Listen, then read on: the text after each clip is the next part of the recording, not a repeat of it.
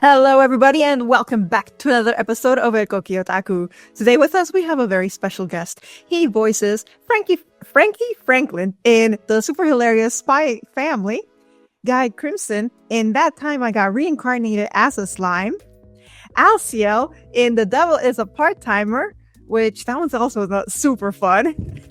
The doctor who's supposed to be young, yet they made him really old at the same time. We're gonna definitely talk about this one. Shouzou Tanuma in Kaguya-sama, Love is War, The First Kiss That Never Ends, the movie. Also, this one is an anime that is extremely not safe for work. So please, if you're watching with your parents, don't do it. He voices White Peak in Shimoneta, a boring world where the concept of dirty jokes doesn't exist. Also, Vanir in Isekai Quartet, Beets in Dragon Ball Super Broly, a lot of the animals we're going to talk about, and Seiya Ryuuguuin. I can't pronounce that last name. You hit it. You hit that one. Ryuuguuin. In Cautious Hero, that hero is overpowered, overly cautious.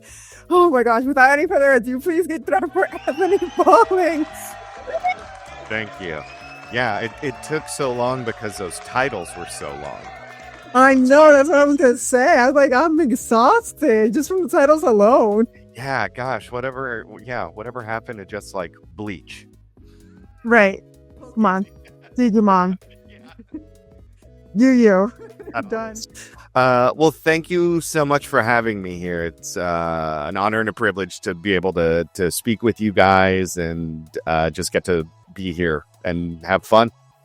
It's the other way around. It's our honor to be with you with so many important characters. Like, I think 95% of this character I have seen the series, and I'm like, oh my god, we're going to have so much fun tonight. Oh, that's great. We need to kick it off with one of the latest. Everybody know him, even that he's a spy. In the spy, we're talking about Franky, Franklin, and Spy X family. I really doubt anybody has not seen this series, but in case somebody has not watched this series yet, how would you describe it? It is deceptively adorable for the subject matter.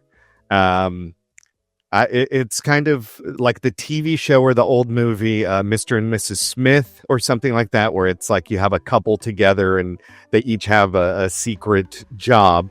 And in this case, it just so happens to be a spy and an assassin. They have an adopted child who is psychic, like you do, and a dog who is also psychic and clairvoyant. So I come in as the fun uncle, Theo Franky. You know, he comes in and I'm kind of like the info guy, the gadget guy, and my favorite type of character, comic relief. He comes in, he brings a lot of heart, takes care of the kid. But, okay, when you got the role of Franky, did you knew about first the impact of this series and about your character? That is a very heartwarming story for me because I didn't know a lot about the series because at the time I was directing at Crunchyroll still. So I left there about a year ago in November. But when I was there, we're all going for shows and we knew that it was a big property coming in. I was already directing One Piece at the time. So for me, that was like it. That's all I could do. There's so much of that show. That's all I was doing for 6 years. So I kind of knew it was big. And then they had auditions and they only had the three main. They had Anya and they had Lloyd and Yor. Oh my gosh, Yor. I was like, how could I forget the lovely Yor? And so I kind of looked at it and was like, okay, well, maybe I won't go for it. And the director, Chris George, he and I play D&D together. We've known each other for a long time. So we're very comfortable with each other. And he's like, hey, this character, Franky, it's you. Not like your cast, but like it's you. And he showed me a picture and came in and I read. He was like, I'm going to have you read for it. And we're going to try. And went in and he's like, yeah, dude, we're going to use this. And he's like, you're good. And it was very heartwarming because he's like, yeah, that's just you. So coming into that, it just felt really neat to just kind of get to be myself in this. And I wasn't really stressed about, oh, it's a big property. It's this or that. That's not really, why I like acting. And so it was really nice to just get to be me, and the show's just so adorable. But then like the stakes are really high. You forget that an assassin and a spy, things are going to get ugly sometimes with that. And I really like how they balance everything with it. I love this spy family. It's just okay. So whenever Onyx put it on, I didn't even think twice about it. I was just like, oh, it's just gonna be like another anime. And then right off the bat, first episode, I was like, oh my gosh, like I love this so much so that we got Onyx's mom to start watching this series. Yeah, and she fell in love with it. Like she and I, like, we love Anya to no extent. Adorable. But she's like head over heels about this series. So I'm pretty sure she's gonna be like fangirly when she sees this episode. Oh my gosh, that means the world. I mean, the other actors, Megan Shipman and Alex and Natalie, we really kind of bonded in this, and Tyler, who's Bond too. Like even though he's like Morph, he wrote the show, he wrote a lot of the series. So and I know him really well too. So we kind of all bonded over how just charming and adorable this is, the heart at the center of this show. And I'm really very honored to be a part of something that you can watch with the whole family to a certain point. I'd say if you're willing to let people watch it, like I wouldn't say little kids, but it's a really good just kind of like anime for people who want to get into anime type of thing. Yep. If we move forward, do you feel any difference between Franky the spy and Uncle Franky? I think that there's the business Franky, where he's trying to do his thing, and then there's a little piece of him that's like, I don't want to take care of this kid, but man, she's just too cute. I can't help myself. Right. And I think it's that.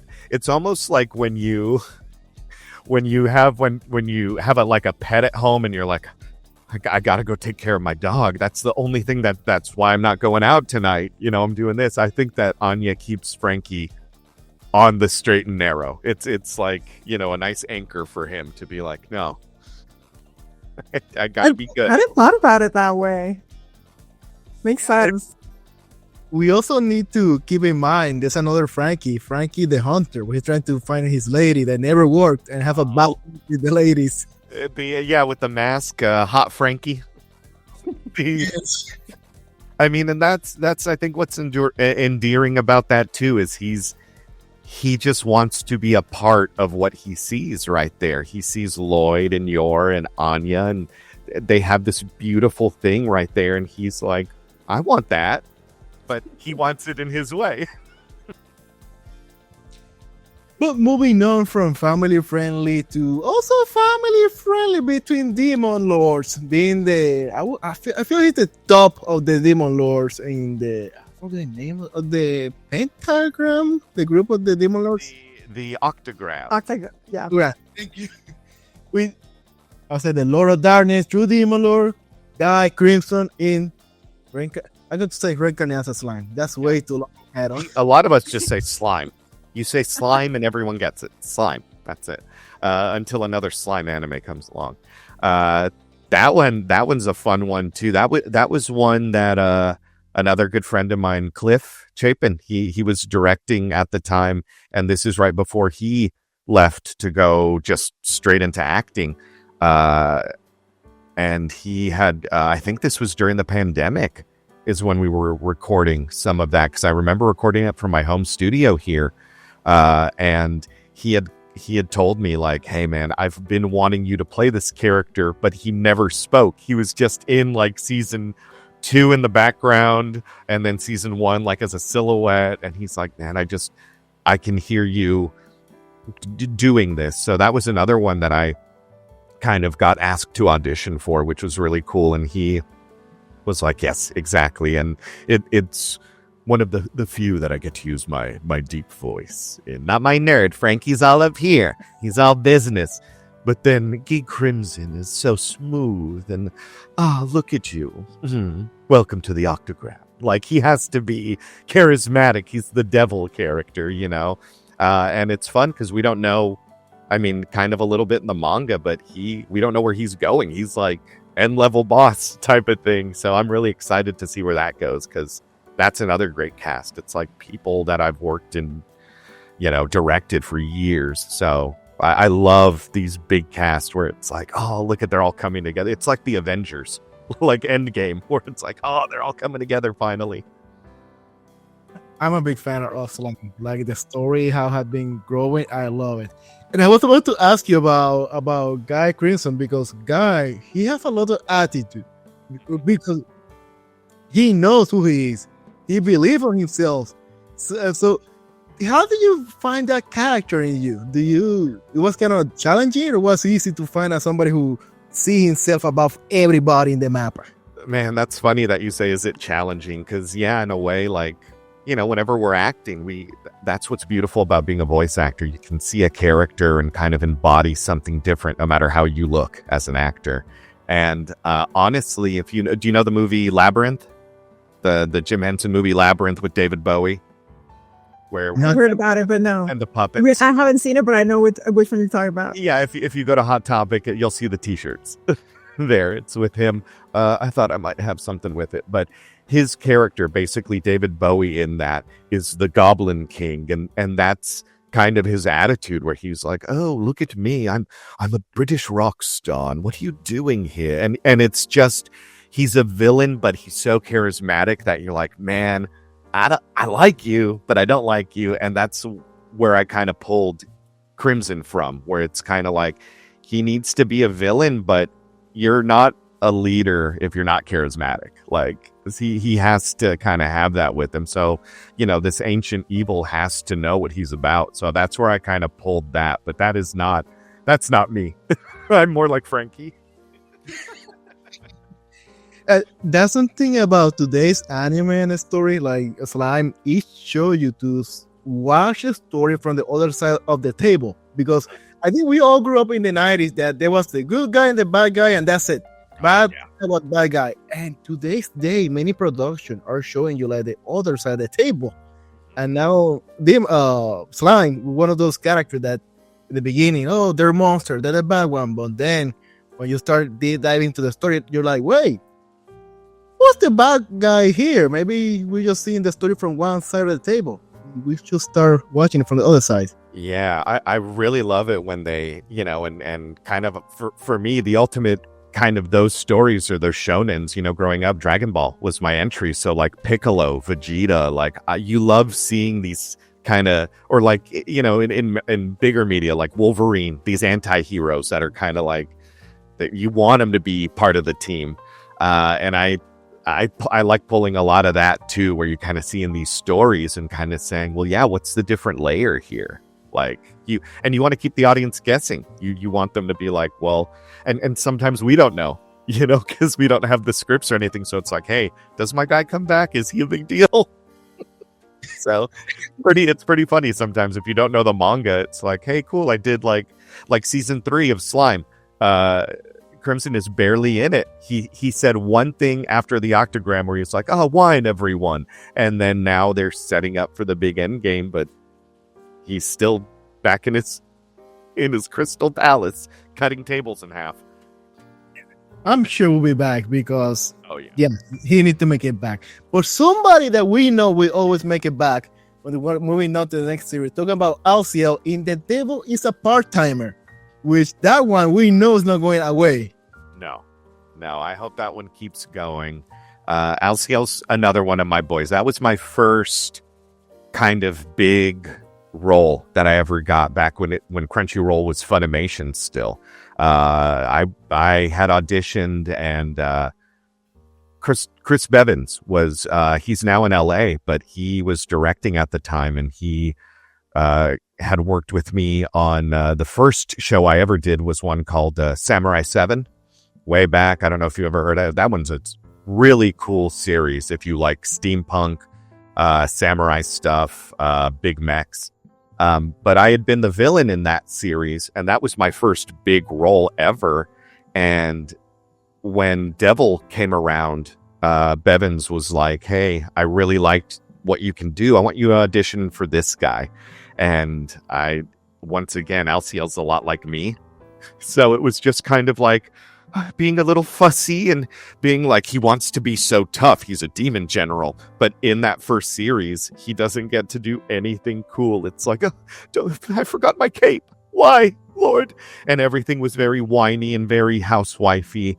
And that's me. I mean, I love cooking. I love I wish I could show you. I have these really nice I think they're called norin, the curtains or what they put in Japan, like in between the kitchen. There's a silhouette of Alsiel with his ladle, and I have that on a curtain going into the kitchen, kind of like an izakaya, and it says Alsiel's izakaya on it. My wife got that for me, and so he's very near and dear to my heart, where it's like he's a cook, he's a soft boy, but like when stuff goes down, he's like, I will protect my lord, and he'll go, season 2, we get to see him finally go beast mode a little bit, which is, I always like it when you can be a tough guy. Now, wait, the question is, do you react in the same way when you see cockroaches?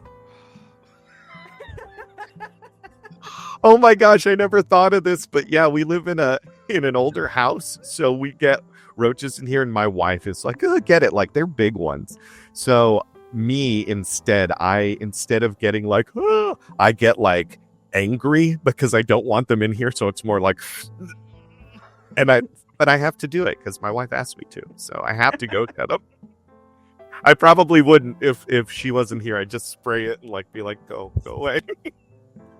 They censored the cockroach. I was like, what? You got receipt for that? I'll make our cat go chase them down. I'll be like, Kura, come here, and like I'm running in. It's like, no, you go get it. So yeah, I feel like my cat will fail that mission. I see him failing that mission. And wait, if somebody still don't make a wish zero talking about, this is the meme about the anime McDonald's. Like, classic, Man, I got so excited. I don't think they ever got to it because the campaign, I think, fizzled out. Something happened, but when they were starting to do that, they did the Loki, and then they were going to do Devil's a Part-Timer. And so I was waiting to see like if they were going to do a sauce or a merch or a meal deal or something, and it never happened. So it was like, but to see like that being big modern day stuff now, that is weird because if you've been a lifelong anime fan, we had to search for anime. You had to go to a specialty video store, get a VHS, knew someone. I grew up in El Paso, so a lot of it was in Spanish. I would always be like, is this a Majin Vegeta or like Super Saiyan or whatever? And they're like, what are you talking about? And I'm like, Majin Vegeta, not Majin Kakaroto. No. So wait, did you understand Spanish when you were younger then? Or do you speak it now? I understand it way better than I speak because my parents are both fluent and they used Spanish. It's that typical, your parents are like, I want you to learn English first, because my dad's first language was Spanish. But then it had like the opposite effect because I only knew English, and then they would talk about adult things in Spanish. So I learned more than I can speak right now, and it's kind of one of those things where I'm trying to have to relearn, because like a lot of that Spanish too, where what's proper, what's not, like, right. Oye, ¿cómo te llamas?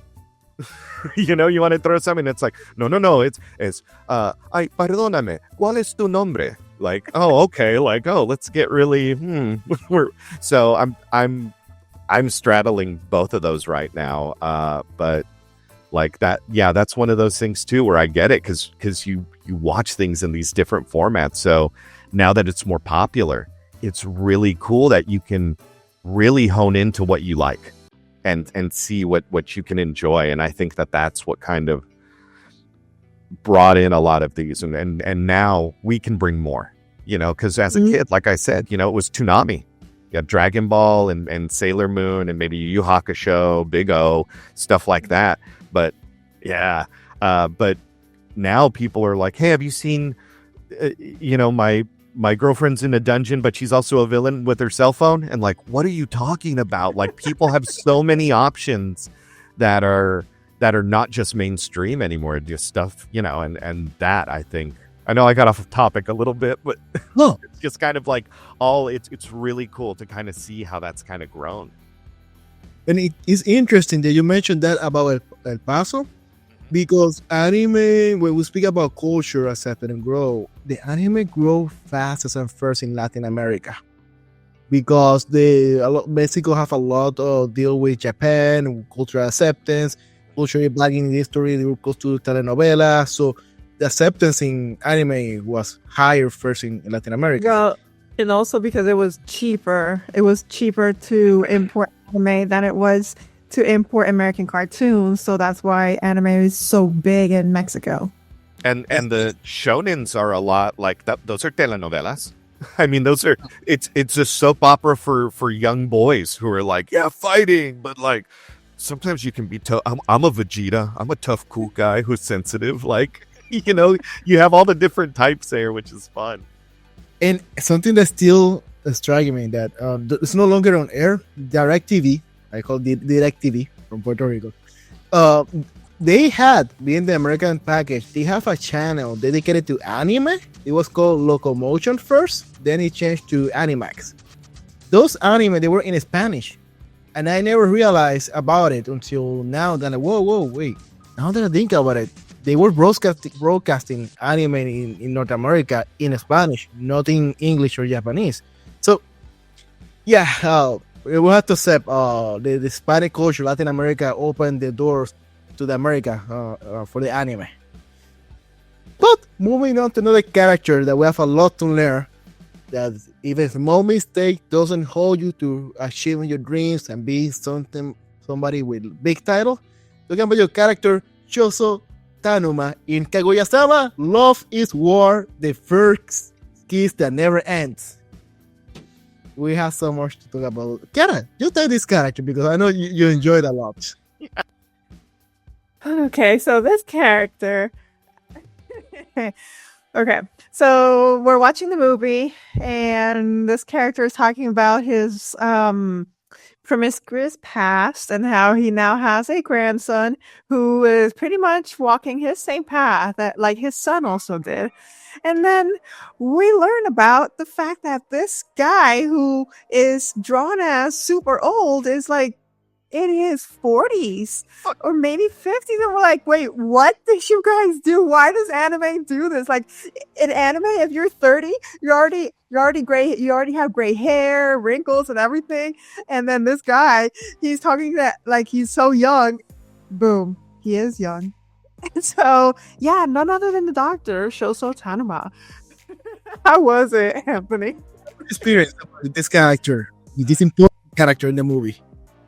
Well, he's in the movie, and then I think he was in the series too. Like he did 2 appearances, because I remember that for one we came back, so he's had 2 in there, which was because I think the movie was a follow up to like his story from the thing, which is really dumb because he's been in 2 scenes, but he had like an arc in it, like a narrative. I love it. That one, two really good friends of mine. I mean, that's what's beautiful about when I was working at Crunchyroll is down the hallway, it's all of these people who either I had directed before, they had directed me before, and so we had Jade Saxton, and her AD was Morgan LeRae, who has done a lot of directing, but I mean she's done. She's in Kaguya-sama too. But they both were talking to each other about casting, and I think they had worked together on Ensemble Stars. If you know that one, it's one of those idol shows, a bunch of boys singing. But I had worked with both of them on that as a handsome boy named Ray. who was very much like Crimson, where he's like, oh, I'm in high school, but I'm such a he thinks he's a vampire. Because he's an emo boy. But anyways, I digress. But they had talked about, well, we need someone who can kind of play up the comedy of this. And they're like, can you do this? Here's the character. And I was like, he looks pretty old. Like, I'm right now 41. But it's like, this dude in anime years looks like he's 50, 60. I was like, do you want me to do deep voice? And they're like, here's the joke about it, though. And so when they told me that, I was like, oh, cool. So we played it like a soap opera. That's why a lot of his stuff is very, what are we doing here? Doctor, what's happening here? Love sickness. And that was kind of more, we played that instead of like the age. It was just more like, oh, dude, maybe this guy just looks old because he's just worried himself so much. He's so serious. So that was just crazy. That was one of those where it was more about the scene and the vibe and less about like a bigger narrative and like, hey, he's coming back later or whatever. It was just like, we want to have fun. This is a silly scene. We want to like make it seem like it's more serious than it is in the series. So I really like getting to play those kind of roles right there where you're getting to be serious, but it makes it funnier.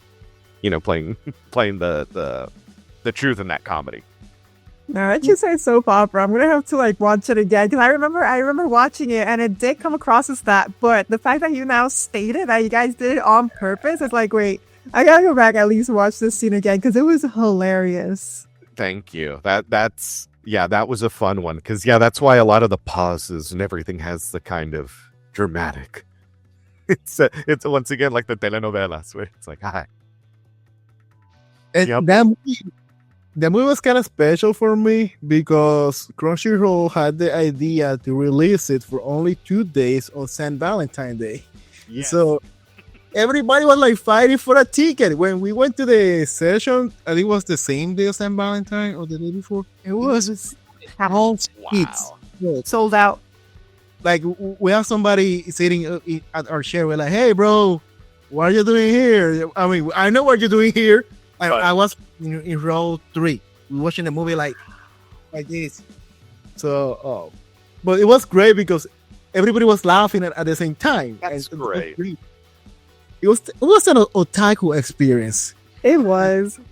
Oh, I've done those, man. I mean, I've gone to the Dragon Ball movies when those came out. The stuff, like, it is crazy. It's so cool. Like when Film Red came out, One Piece Film Red. That just getting to sit and hear the audience experience it and see the characters pop up and all that there's nothing like that, and it's really nice to hear that because we don't get to experience that all the time. I didn't get to go to the theater to watch that, so it's really good. Like that's why we do it, for those experiences, so people can have that. And I'm going to say, before you keep going on, all I'm going to say is that apart from the fact that it was sold out and we barely got a ticket, it was so awesome to, like you said, to hear the audience experience it because they were hooting, they were laughing, they were cheering and applauding, and they were just screaming, and it was like, where are we at? And then people, like just random people would start talking to other random people. It's like, oh, this feels so nice. It's like a family. Yeah, like when you go to a convention, like an anime convention, it's anime fans when we're not arguing about power levels. They are some of the best fans that you can have. And the Spy Family movie, that was cool when we got to see that. Franky has the post-credit scene right at the end, and I know a lot of people who either missed it or when they watched it and we were in there, they were like, he needs to be in more of the movie. And I'm like, yes, that's all you want, is just for, leave them wanting Annie, and they wanted more of Franky, and I'm happy for Franky for that. Like, that people love Franky. And in Puerto Rico, there's a lot of people that still, Puerto Rico have a lot to grow in the culture, especially in the TV, radio, communications culture. They keep saying, believing a good chunk of people that anime is for kids. When you go to these movie theater functions, the average is so hard to take it out because you see everything, all age, from teenager to 30, 40, 60, 80, 90s, and far. But all these shit over there, and you see like, and it's the same. But in the movie theater, we see them. So I'm like, how people still believe anime is for kids? You just need to go to the movie theater and make a head count, and you need to get nice numbers. I think that now, anime is kind of lumped in with, cartoons or comics or video games, where for a long time people were like, oh, you like video games, that's kids stuff. And it's like some of the best stories I've played, like the new God of Wars, Red Dead 2, Ghost of Tsushima, like these are epic narratives that have really good acting. The Guardians of the Galaxy game that came out it was recorded in Vancouver, like that cast, phenomenal. That's an amazing game. And that's the sort of thing where I think it's like people just want to discard it at face value. People's anime, it's for kids. Some of it is, yeah. But like, what ask 4 kids why they had to edit One Piece so heavily, or if it's only for kids, like, no, they're turning beer into fizzy water and guns into crazy machines with punching gloves. Like, no, that people die. Like this is real. They did the same thing. So this is a little side note. I know it has nothing to do with this show, but because you mentioned 4 kids, I've learned recently that in Yu-Gi-Oh, in the Japanese, there's never a Shadow Realm. That's all because 4 kids chose that so they could censor the fact that everybody was dying or falling to their death or something. And they were like, we're going to send them to the Shadow Realm. And for us, it was like, man, that's so mysterious. That's so creepy. That never existed in the original. It's like... They censored so much. Like Dragon Ball, the Home for Infinite Losers, where it was hell, but they just like took off the letters where they're like HFIL, Home for Infinite Losers. And it's like, we can't say hell. But that to me is one of the best, like, now canonical, where they kind of brought it back in Super, where they're like Home for Infinite Losers, and they're like, yeah, but we also say hell. Like, it's 2 different places, which I love that they kind of do stuff like that. But yeah, that's exactly right. So talking about history, how did you made it to the anime world? Oh my gosh. The quick version of that one is I've always been an actor. So I was going to school here in Dallas, where I'm at. Went to the University of Texas at Arlington. And when I was there, 2 of the current Crunchyroll directors and voice actors were going there as well. And this is before they were working there. Caitlin Glass and Sean Gann. Caitlin has been in the industry for a long time, and Sean has jumped. He was acting, but when he got hired as a director, I mean, he's done Kaiju number 8 recently. Oh my gosh, the Little King one, Ranking of Kings. He's a phenomenal actor and brings that to his directing. So I went to school with them in theater, and eventually Caitlin got an audition. She got cast as Winry. That was her big role, was Winry in Full Metal. And then after maybe about a year, she invited me to go. And I was invited to hop in the booth. I was watching her, and Colleen Klinkenbeard was directing. And she said, are you an actor? We need more actors. Can I hear your voice? Do you want to hop in the booth, try some bits? And I did some bits, and she goes, you have a really good voice. I'm going to actually use a couple of these. So I'm going to get you a contract so we can use that and we can pay you. And from there, I just kind of kept auditioning, like an actor does. I had my foot in the door, and I took that opportunity to be like, well, this is cool. I've always loved cartoons, always loved anime. This could be really good experience. Like, this is what actors look for. It's paid acting work. And it actually turned out to be, my career up to this point right now. And now it's this kind of leaping off point to like, well, what's next? Where can we start reaching for? And, I know all these people and have gotten to work with so many cool actors after so long. One of my first directing things for One Piece was working with Matt Mercer, which was like, oh, Critical Role's Matt Mercer, like of that fame, like, and he's doing that and working with like Jason Douglas, who's Beerus in Dragon Ball Super, but he was also on The Walking Dead. and all of this. So you're working with a lot of really cool actors from all these different places and LA, and it's like, man, you're just a little part of it, just kind of getting to run around and be in that world. So pretty cool. Sorry, once again, I veered off. Oh, that was super interesting. Like, I love to hear these types of stories where it's like, wait, people don't only do voice acting; they can do so much more. And usually from the other voice actors we have interviewed here, many did not start right away with voice acting. They were either in theater or they were on camera, and then, hey, let's try this. And then they saw they liked this so much, they stayed there, or they're doing both, or just different things. Yeah.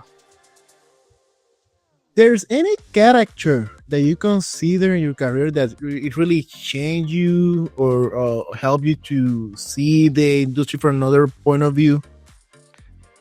That's a great question. I don't know if there was a character that I was portraying. I think my viewpoint changed when I went from actor to director, because as a director, I get to watch more actors act, and being on it. I'm always going to go back to One Piece. It was the thing I was on the longest, but that had a powerhouse cast. Colleen Klinkenbeard, Chris Sabat, Lucy Christian, Sonny Strait, Stephanie Young, Patrick Seitz, Ian Sinclair, like Daniel, like all these main, Brina, Brina, I just call her Brina, Eric Vale, and a lot of them that cross-pollinated into Dragon Ball. I'm a huge fan.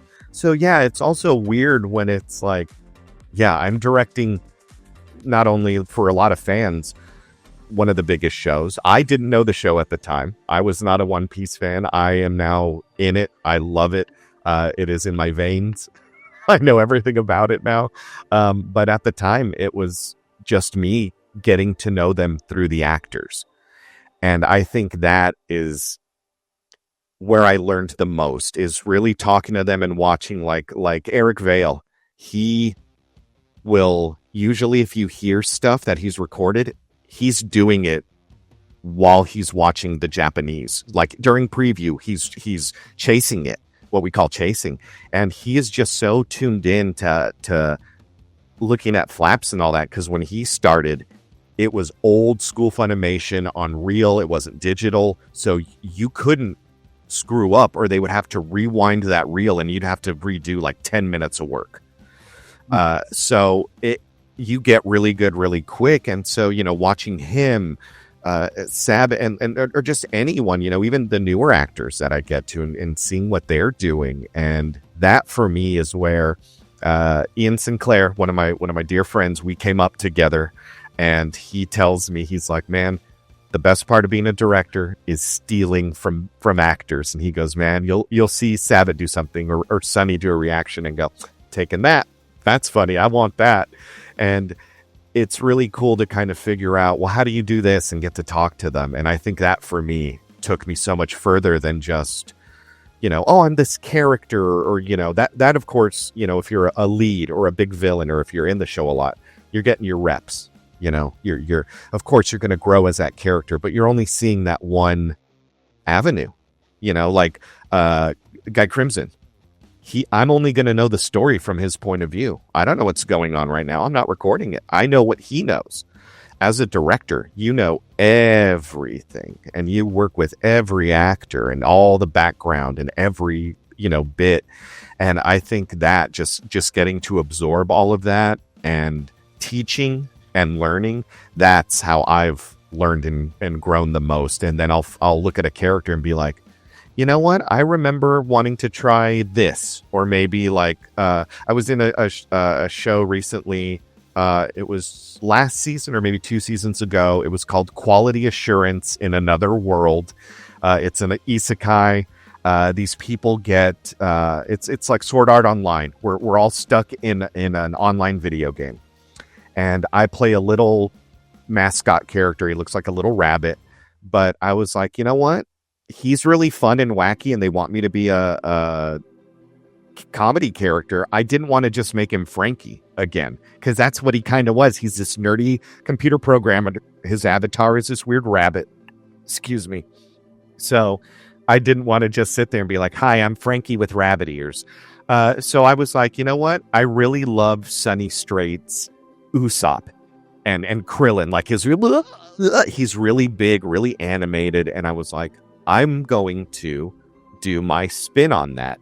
And so like, you know, my homage to him, like watching Sunny all these years, I kind of throw a little bit of that just to make it different and challenging for me. So instead, he's kind of get angry and he'll kind of do stuff where it's like, okay, little Franky, but then he'll come back and be bigger and kind of more cartoony and less realistic, which I kind of had fun doing like that. So that's kind of at the bigger where I like to approach it is looking at that and seeing what other actors are doing, because I mean, there are some people that I'm just in awe. Like everyone who's in that booth is just like, how are you doing that? Of course you're Chris Sabat. Like, yes, of course. You're great. Yes. So moving on, talking about learning, teaching, and ethics. One of the you can be question this character, but was kind of also questionable. Talking about White Pig in Shimoneta, a boring world where the concept of dirty joke doesn't exist, and way more than that doesn't exist. Would you recommend to any family member to watch this series? No, I wouldn't. I wouldn't recommend me to watch this series. Recording it was enough. This I remember. How could you not remember? I auditioned for Jerry Jewell at the time, and I saw this guy, and I was like, I know this dude's vibe. The audition picture was him and his mummy in his underwear mummy outfit. This dude wears underwear like a mummy wears bandages, except on his crotch, because he is exposed there, and he has a taser tied down there, because that's his weapon, and he drinks wine with panties in it, because he's like, I love panties. And he was just this gross dude, and I thought, I want to just have fun. Like, he looks fun, and this is the thing that, like, oh, this is nothing like me. And that's what I love about, once again, voice acting. So I just made him the most, like, oh, look at this. And it was like, he's like, yeah, you got cast as that dude. And then when he was like, so here's the rest of the character. And it was like, oh my God, okay, I'm in. It's like, now I would equate it to like Deadpool, like that sort of comedy, that sort of humor and everything that is right at home in Deadpool. At the time, like you wouldn't see really a lot of that stuff in mainstream. So that's why I liked that it was kind of so big and outrageous, and the dirty jokes. Like the whole point of it is to be like, oh. Okay, wait. So I said this series is not safe for work. You said you wouldn't recommend this series. For the people who've never watched this series, how would you describe it? So, I mean, it's right there in the title. The concept of dirty jokes don't exist. This is kind of like everyone is ultra censored kind of. So, of course, like it centers around teenagers and what's going to happen when hormones and I mean, so it's like any of those raunchy like movie comedies that are just trying to like, you know, American Pie or anything like that, you know, not to date myself, but I was like, what do kids watch these days? Skibbity Toilet, I don't know. What am I saying? Dada Bet. No cap. Something like that. I don't know. No, it's one of those, gosh, like, you know, like Always Sunny in Philadelphia, where they're these horrible people, but you're like, man, I kind of want to see where this goes. Like, these are just people trying to make dirty jokes and being pervy, but also fighting it. And I love seeing people with the white flags at anime cons with socks written on it. Just, you know, the little flags. So, I mean, that's, if you want stupid, dirty humor, if you're one of those people who's just like, yeah, that makes me laugh. If saying fart makes you laugh, go watch this show. For us have a special memory, because I think when I was going back to anime, when I moved to where I moved living now, suddenly we're together, and I'm like, let me see what I can find dirty in Funimation when it was the app of Funimation before Crunchyroll. Yeah. And I see this one, and I'm like, what the heck? I went playing here. And when I play, we were like, what they just watched? It was weird, dirty, and funny. So please, next. And I think it was the first one of all this dirty anime later I find out. But even though I would recommend to somebody who want to laugh with something dirty. Oh yeah, absolutely. I joke when I say I wouldn't recommend it to anyone. It's a funny show. It's those in the vein of like that was my early career, was doing nerdy characters, like nerdy best friends or like pervy best friends. What was that one? Am I a Zombie was one of them. Early one. I played a character named Orito, who glasses, spiky hair, and he was like hey, I see you got a lot of girls around. That was like Franky prototype, yes, years ago. And then oh my god, the Mermaid one. Yeah. Oh, my bride is a mermaid. You were in that one? I'm Chimp. Chimp. Oh my gosh. Yeah, my friend, he has the little spiky hair and got to be Chimp Roshi. Like, yeah, the lead dude's best friend, Chimp. My god, we love that one so much. Yeah. Well, it's holy freaking crap on a stick. Yeah. That one is. That was young baby. That was baby Anthony. That was really early in my career. But that's a whole genre that I played too, which is why like Shimoneta was right in that vein where it's like, oh, I know what to do here. This is gonna be fun. And by the way, I'm with you. I would not recommend it to any family member or at work, because they will judge me and I'm going to lose my work. They will judge me. Yes, sir. Outside that circle, heck yeah, I will recommend anybody just for see their face and waiting for, hey, just call me once you see the first 3 episodes, and I want to hear their feedback because I know what I did over there. Yeah, invite some friends over when you're having like a party or like, you know, having some drinks and stuff, and then be like, hey, I want you to watch this. Tell me what you think. I recommended it to someone, and she went home to watch it with her husband, and she said like she pretty much binge watched it in one night, except for like the last few episodes, and then she finished it the same day, and they couldn't stop because it was just so good, and they were laughing so much, like they were crying laughing. Like, I told her it's a good one. Oh, that's so that makes me so happy to hear that. I love that. And another one that's going in the same channel of comedy. We're going to talk about it. Talking about Vanir in Isekai Quartet of Konosuba. Yeah, Isekai Quartet. What is the difference between Isekai Quartet and Konosuba? So Isekai Quartet, I forget what the studio was, but that studio has those 4 properties. So it had Ryuuguuin? Tanya the Evil, like Son of Tanya the Evil, Konosuba. They eventually got Cautious Hero in there because I got to be in Isekai Quartet as Seiya too, because they brought him in.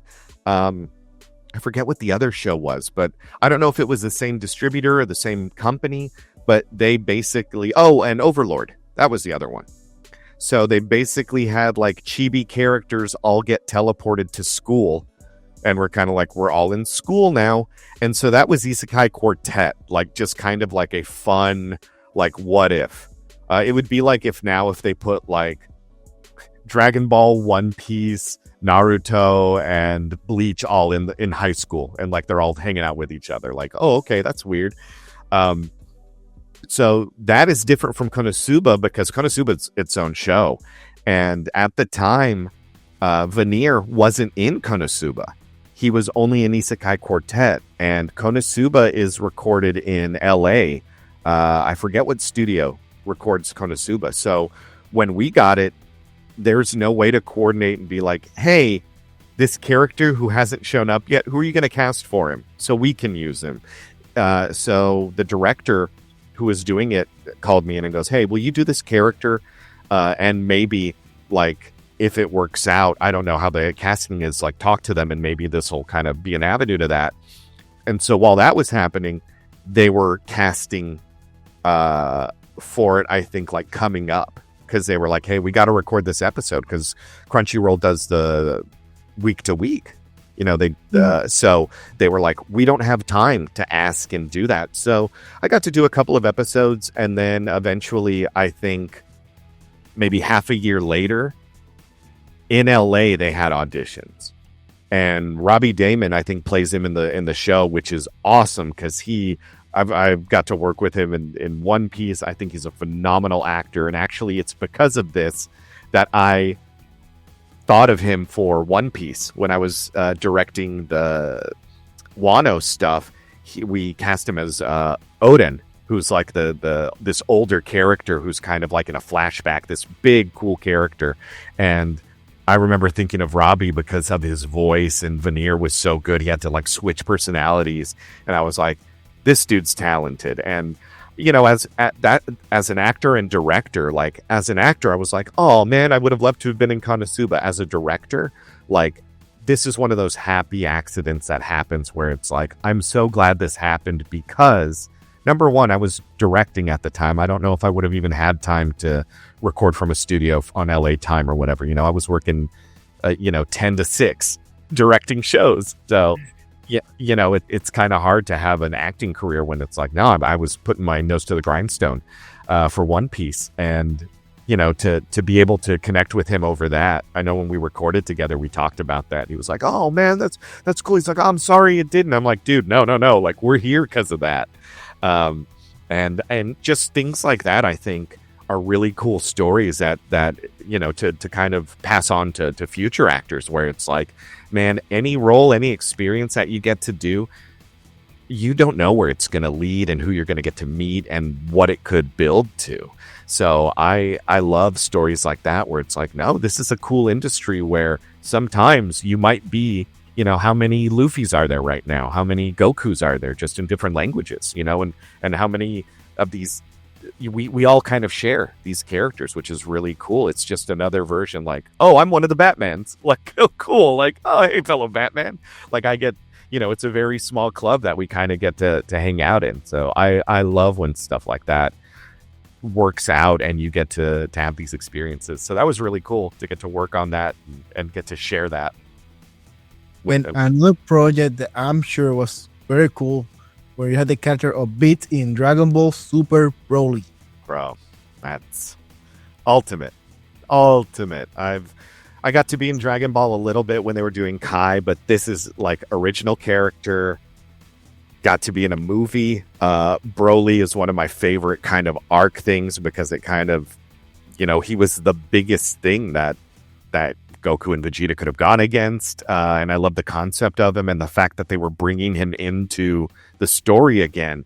So exciting. And I remember getting called in for this, and they auditioned me, and they're like, we want you to play this guy. And Rowley Pickens, who helps direct it, and Chris Sabat, like they were there in the booth, and like they're like, yeah, dude, play him this, and they're like, hey, you're a Saiyan, man, like even though you're a skinny little whatever. And I love that he gets, spoiler alert, he gets murked, gets shot in there, but it's like, that's a cool death.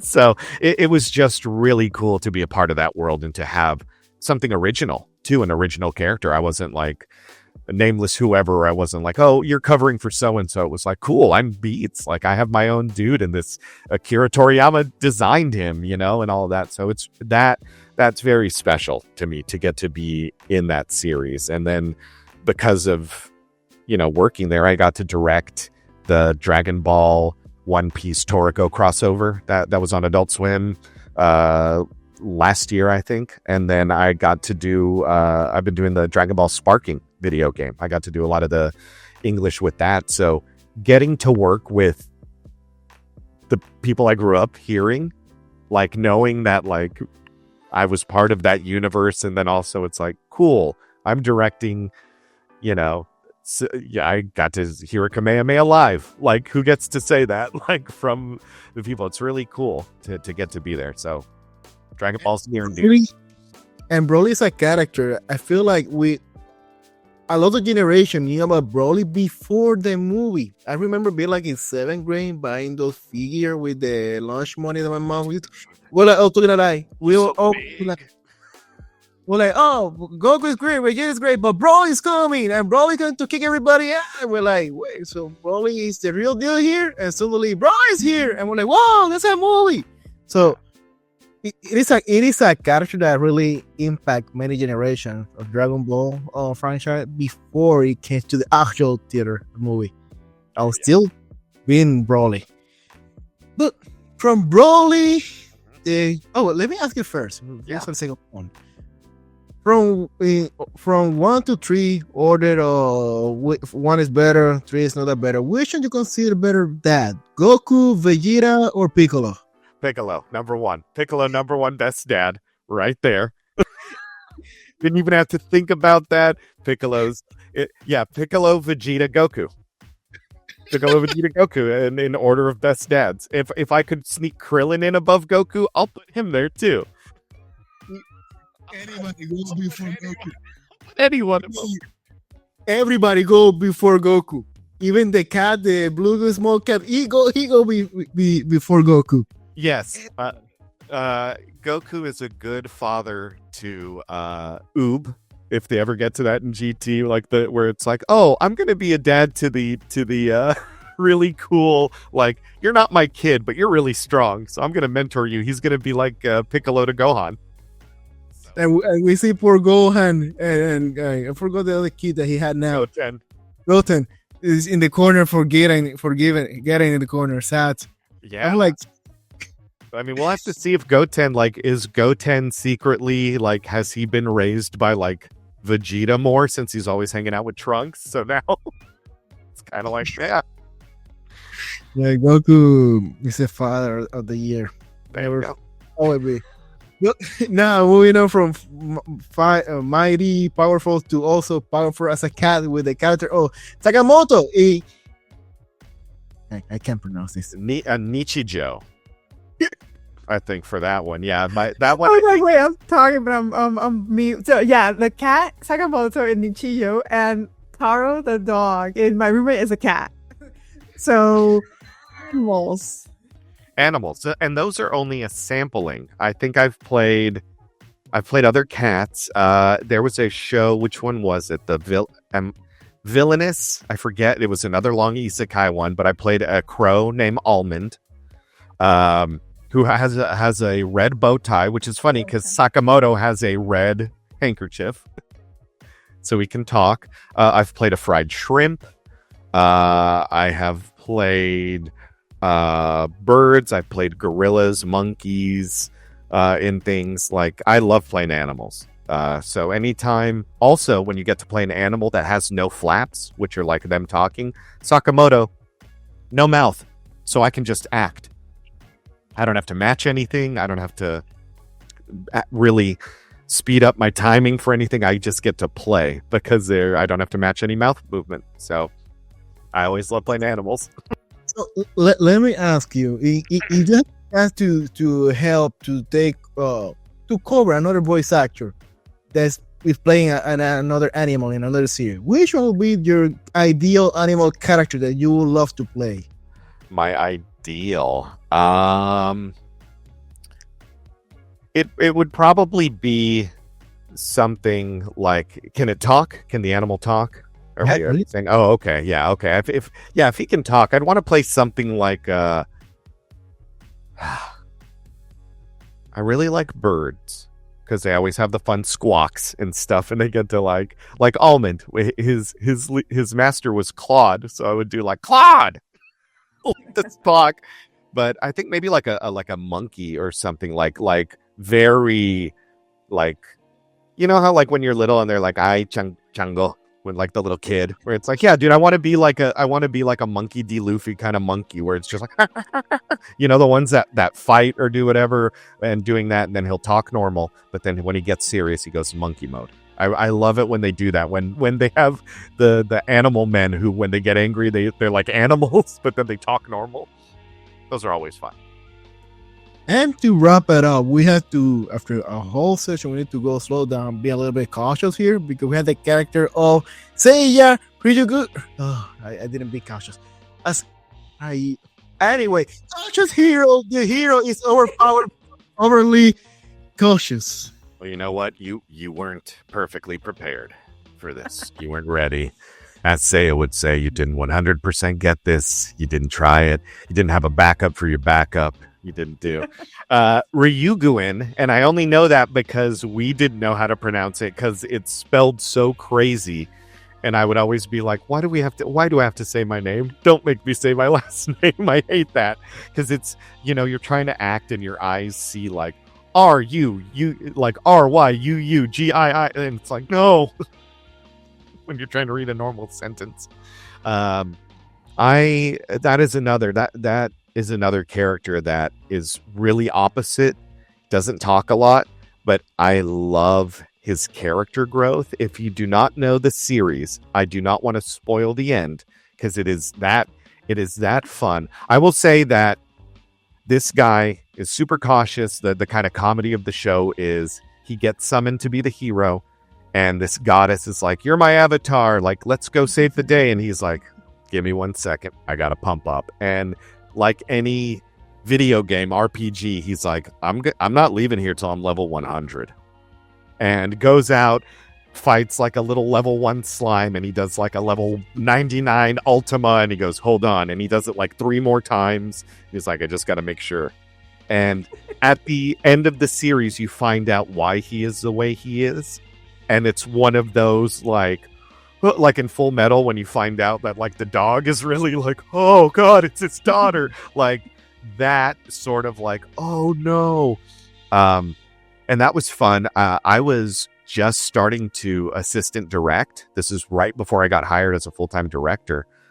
Jeremy Inman was directing the show, and he asked me to help, and unfortunately he had like a really bad family emergency for the last 2 episodes. He was out for like a month, and I stepped in with Natalie Rose, who is another wonderful actress and director. She has done so much there. Her and I were kind of tag teaming these last 2 episodes, and I hate to direct myself. I wasn't gonna go in there and be like, I got it, I'll direct myself. I was like, you need to direct me, and I'll direct anyone else in this episode to like help fill. And we had to watch the episode, and I saw what he did and like why he was the way he was. And it was really cool to get to find like, if my character is normally this and doing that, when we see him, when it's like 20 years earlier or whatever, he's like, hey guys, hey, come on, we're going to go do this. And it's like, what happened? He was so happy, so carefree. What happened? It was really cool to like play the 2 sides of that. And it's a really funny show. I have gotten so many fans. That was an unexpected show. We just were doing it. It was funny. And I have so many people that come up to me at cons, and that is probably like next to Alsiel and Franky. I get that one so much more than like Dragon Ball, oddly enough. But like people love that show. And I give a huge shout out to Jamie Markey, who is my co-star in that. She plays the goddess who summons me. And she has, Seiya doesn't say a lot. I would go in and record like an hour for an episode. And if it was a wordy episode, maybe they'd be like 2 hours. She was like, okay, episode 1, you have 7 hours to record. Episode 2, 8 hours. Because she just talks and talks. And it is like, C-3PO and R2-D2, where it's like, yeah, one just beeps and boops and the other one has to talk and be fussy. And me, I'm just like, nice. Awesome. Yeah. Perfectly prepared. Like, that's it. I have my catchphrases. So yeah, she carried the comedic weight of that show, and it's got a great cast. Jeremy Inman's great at comedy. He directed season 2 of Devil's a Part-Timer. So that's kind of like what we learned in Cautious Hero when he got to do season 2 of Devil's a Part-Timer. That's when we brought Ian in to be Gabriel, the Archangel, which is one of my favorite characters. Plays the youth pastor. Oh, hey, bro, don't you want to talk to the Lord? So, but yeah, that show, that's the gift that keeps on giving. I've had so many cool experiences because of that show with fans and stuff like that. Like things that have been everything from like, oh, to like, I'm crying at the table. Like, it's just a show. So it's really cool. It is. I'm still remembering, and it was so good because it was kind of hard to believe how in only 12 episodes we got everything well balanced, not rushed, well told, and the joke was there from the episode 1 to the last. Like I mentioned, it made me feel like Angel Beats, one of those series that people were not expecting it. When we watch it, we were like, "Whoa, this is so good!" Yeah. Or like what other one? Like when we were recording Yuri on Ice, nobody thought that Yuri was going to be that big because it didn't really have that following. But I don't think it got that big. But it's surprising how many people like connected with that. So I think that's just kind of anime in a nutshell, man. You ask any actor and they're going to tell you about the weirdest show that's might be the weirdest one for you, but that's someone's favorite. And God bless them for it. I mean, I love that. They're so good. But Anthony, we can continue here because the record is long, but we need to wrap it up because like the midnight. And I'll talk till midnight. I'll talk forever with you guys. I love this. Thank you so much for joining us tonight. For those who haven't, for those who are considering joining the voice acting career, any voice of advice or just for the fans? I think both. I mean, for the fans, I thank you to the fans. I mean, you're giving us a career. You're watching this. You're allowing us to tell these stories that we love. 99% of the actors who do this are fans of either the show they're working on or someone that they know. Like we've all done this forever, and we love it so much. So whether you're new or old, as a fan, welcome. We're glad you're here. And for anyone who wants to do this, go for it. Don't let anything hold you back from wanting to pursue something that you wholly love to do. If I love acting, this kind of came to me. So I'd say that don't get discouraged, even if you're not in anime right now, even if you're not voice acting in year 1, 2, 3. I've been doing this 20 years. It took me 12 to get a lead. It took me, I was in it for almost 15 before I started directing. And I've learned so much. So I just want people to be ready to attack it and take their time and really, get that enjoyment out of it, Definitely. Thank you so much. For those who haven't followed you yet, which social media can they follow you? Yes. I am on Insta, Anthony Bowling VA. And that's also my I have a website, anthonybowlingva.com. And then on X, I am at bowling4anime. So I'm doing that. I mean, I know X is not really the thing, but I've been on it since it was Twitter. It's kind of like my last little flag in the hill where it's like, I just check it. It's where I put my con dates and all of that. But, and then on Facebook. So, but I love doing things like this, getting to talk, going to cons. If anyone wants to see me, invite me over. I'm like a vampire. You have to invite me in. So I can go. Yeah. There's a lot of vampire records in the character. Oh, yeah, so, there you go. Like always, guys, you have any issue finding Anthony's links, can go down to the description of the video, expand the description, and right over there, you will find all the links to Anthony's website and social media. And this is the moment we beg you for you subscribe and share. We don't ask you, we don't invite you. We beg you for you subscribe in YouTube. Please. Remember, Alex, we changed it. We command you.